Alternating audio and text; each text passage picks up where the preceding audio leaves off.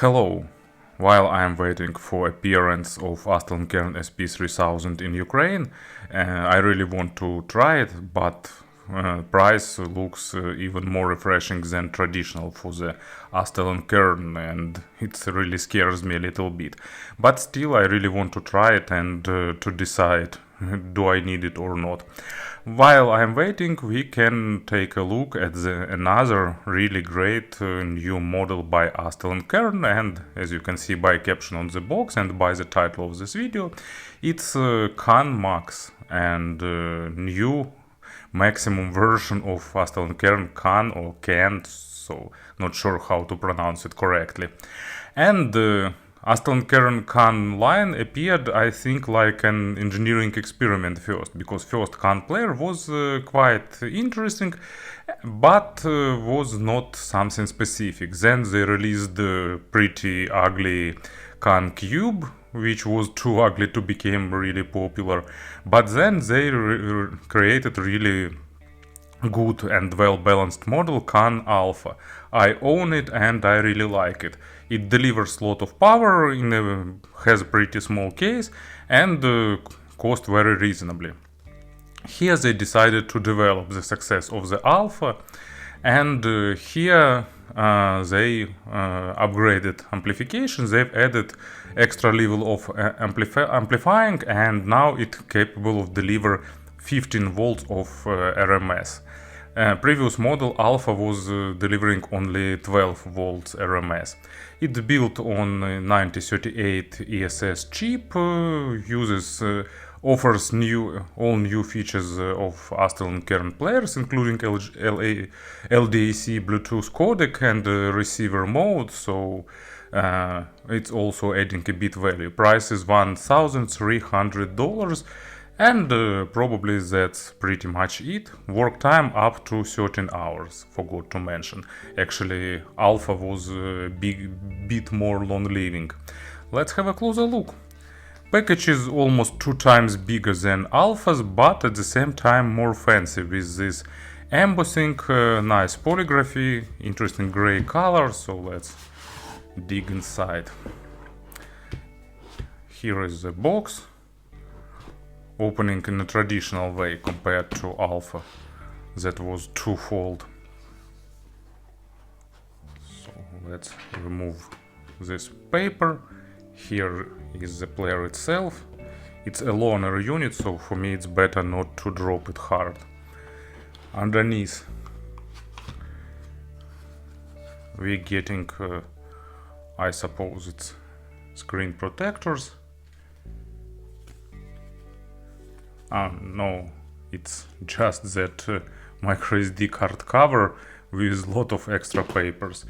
And here you'll get USB cable. Actually, as you can see, it's pretty thick and not really flexible. Subjectively, I'd prefer a bit more flexible cable here.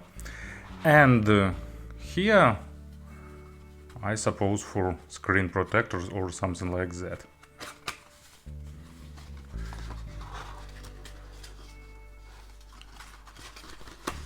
No, it's...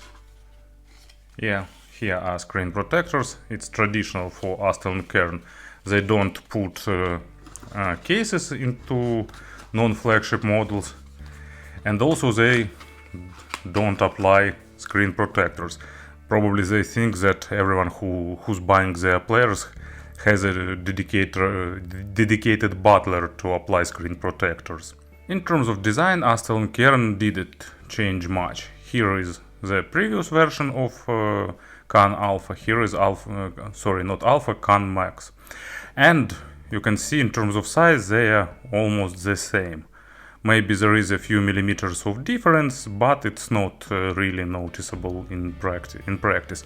Both are pretty heavy, but still relatively pocketable if you have nice big pockets. And previous version reminds a bit coffin, at least to me, and new version reminds more futuristic coffin. Here they used this rectangular shape with bit of edges here on the side. And for the new version they actually made more complex shape. Let me show it to you. You can see that there are more edges, more bevels, a bit more asymmetrical touches. Looks pretty good, nice finish. Actually this version is just black. For this one there are two versions. One they called mud, and it's like some kind of brownish, and sorry, and this one called anthracite gray. And in general it's still Astell&Kern and it's still KANN series. So on bottom there is USB port for charging, to use it as digital to analog converter, and so on and so forth. And the slot for microSD cards. It has 64 GB on board memory, but it won't be enough for vast majority of users.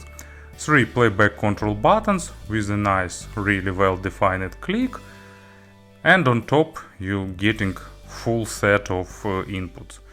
So 2.5mm Pentagon and 3.5mm, and on-off button that also works as a lock. And they put company's name on top, really separating it from the other design. And here is volume wheel. It's not clickable, just rotating, and there is a LED indicator around this wheel. It glows red when it plays bad quality of 16 bits. Of course I'm kidding. And with 24 bits you get blue, with 32 green, or vice versa. And for the DSD you'll get pink or magenta color. And rotates really well, nice well-defined clicks, used some good encoders, so everything that you can expect.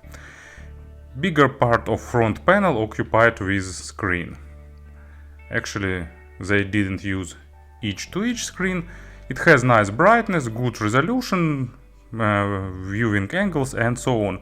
But there is a pretty big bevel on the bottom side of the screen, and here they located this sensor back button.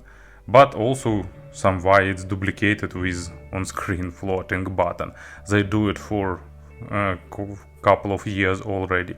In general, in terms of design, it's a really good refresh of the previous model. Looks a bit more futuristic, feels really pleasant, fitting nicely in hand. You know, really good to see sometimes players with not 5-inch screen. So it feels nice in hand and looks well, everything that we can expect here. In terms of firmware, they didn't change much. It's still based on Android, unknown version of Android actually, and there is no open access to the operation system. Everything is hidden behind the company's shell. You can install few applications, but from a very limited list. We'll show it to you a bit later. So here how it looks after boot up. Actually, if you've seen some previous Astell&Kern models, you can just skip to the next part of this video. I am adding time codes in the description. So it's currently playing album. You can also tap it to see lyrics. Some additional buttons to control playback order, to add it to playlist, favorites and so on. And of course navigation buttons for playback control. Swipe from down opens play history, swipe from right opens now playing list. Same does this button at the right edge of the screen. Swipe from top opens drawer with some quick options, including brightness and notifications. As you can see, all swipes are busy here. And swipe from left opens the main menu. All songs, list by album, list by artist, by genre, playlists, folders, favorites, and MQS. It's not MQA, it's this abbreviation used by Astell&Kern for high resolution tracks. And CD library. If you use the signature CD grabber, you can keep your grabbed CDs here on the device. Let me open, for example, list by albums. So scrolls really fast, and you can change some options here, can edit and so on. So all the modern players can do, Astell&Kern can do either. And search. But the most interesting part is settings, and for the consumer-oriented player, it has a really huge bunch of different settings. So Wi-Fi, Bluetooth, you can select Bluetooth codec you want to use. Astell&Kern Connect allows this player to be integrated to the network of Astell&Kern device to access remote media or remotely access this player. And AK file drop, it's a wireless transfer of files, not super fast, but if you need just a few tracks, it will work pretty decently. Run ready, you can activate this option and it will be discovered by run. Equalizer, actually pretty advanced one. If you turn it on, you can use a graphical equalizer, or in the advanced settings you can use some kind of graphical equalizer. Then crossfeed, actually it works only with high resolution files, but it's just basic crossfeed as you can obtain by some software solutions. Gapless playback, it's just gapless playback between tracks. I don't know who could want to turn it off. Line out mode, balance of left and right, bunch of different playback settings, like how it should handle new files added to play queue, and replay gain, nice feature if you have tracks with different volume. Then here you can select what will be in the notification panel. Amplifier, it's just this 4 gains.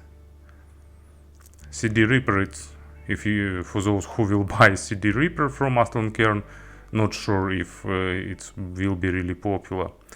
USB mode, digital to analog converter or media transfer. USB audio controls how it will output audio to external digital to analog converters.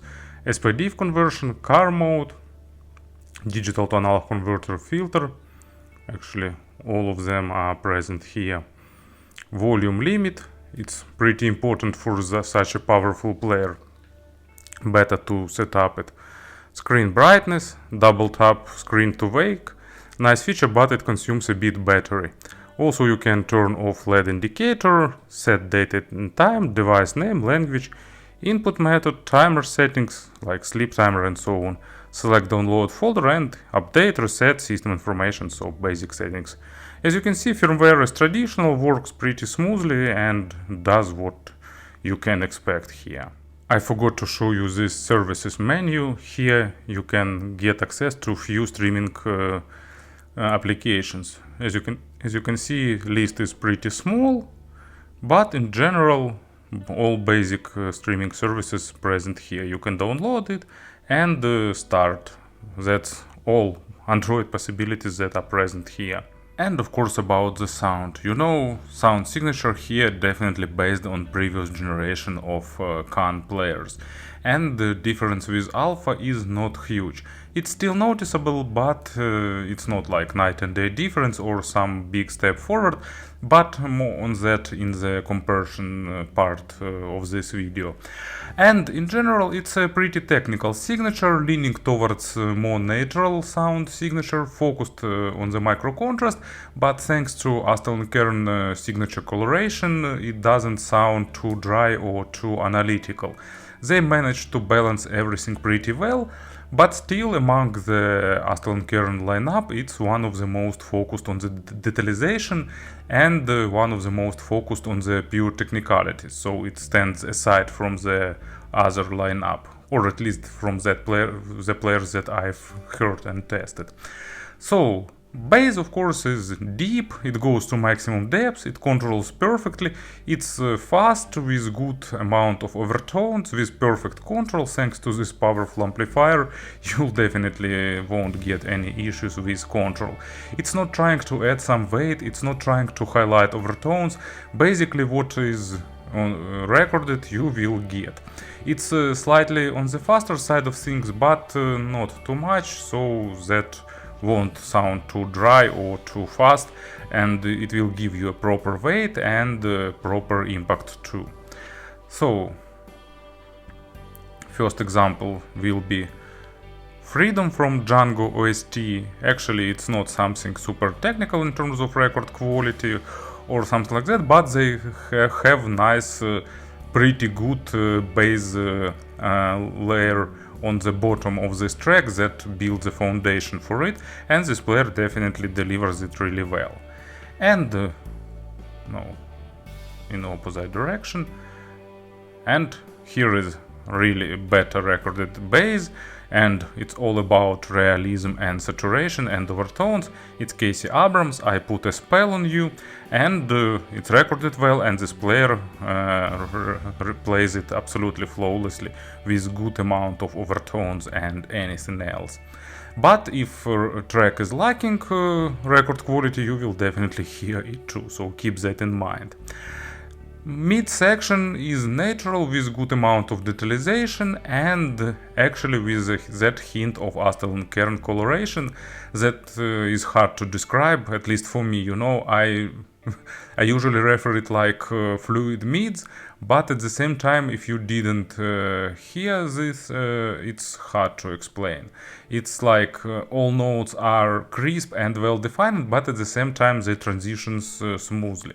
This coloration is not highly present here, unlike in Astell&Kern flagship models, but still it gives you that main sense of additional realism and additional engagement into music. Of course, it's natural, technical, and that means that what is in record it will play. It won't try to hide some issues, and at the same time it won't highlight them on purpose because this coloration smoothing edges a little bit for the poor records. Imaginary stage is definitely big. It's close to flagship levels, but not at that level yet. But probably it's we have to say thanks for that to the digital converter chip used here. In general, it's nice, enjoying balanced, realistic signature, especially if you have a lot of so-called audiophilic tracks in your library. And everything will depend on your earphones or headphones either. And first example, it's Boogie Stop Shuffle by Charles Mingus, and you understand why it's here. It's a perfect example of famous jazz track, recorded pretty well, with attention to details, and this player delivers it in a nice manner, on a really enjoyable level. And second example, it's Pirates of the Caribbean, Hans Zimmer live, and it's just soundtrack everyone's like, perfectly performed live. And thanks to big stage and good amount of details, you'll get that sense of live event, you'll get sense of the audience and all that you can expect.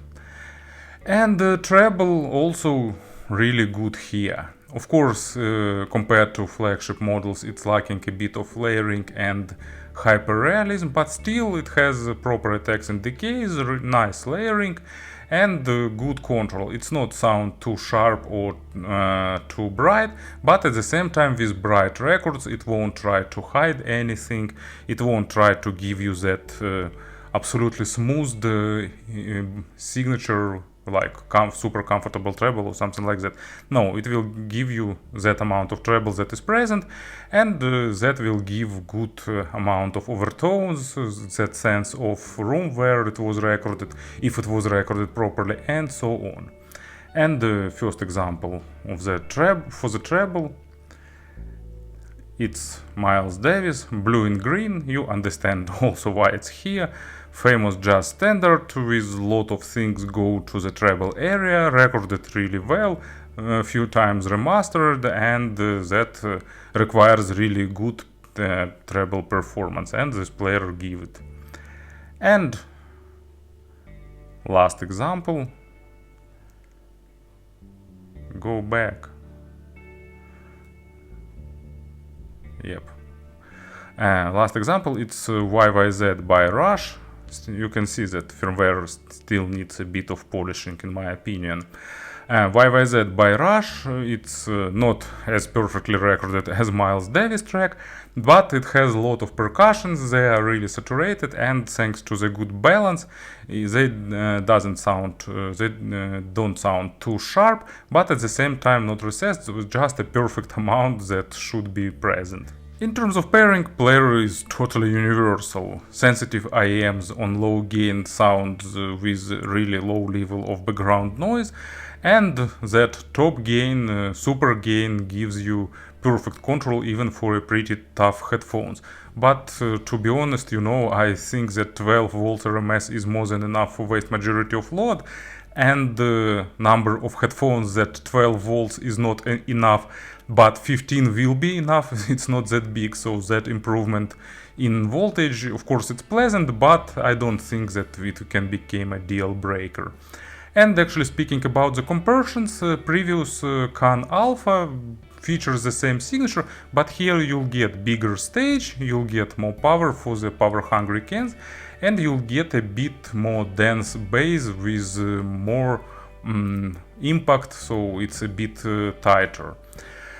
What else we've got in this price segment? Actually, FiOS M15 is outdated. FiOS should release new version soon, but it's warmer. Same applies to different models by Shenling that I've tested in this segment. They are more colored and so on. And probably that's all models in this price range that I can instantly recall. So to conclude, actually, if you own KANN Alpha already, I don't think that you'll get lot of things by upgrading. So if you can do it for paying like $400, it could be a good option, but if you have to pay more, I think you can definitely stay with KANN Alpha. You won't miss super much here. But if you're considering the first player and you need something well built with good sound, with good UI and UX, then KANN MAX is definitely a good option to consider. Thank you for listening, thank you for your attention, and of course have a nice day.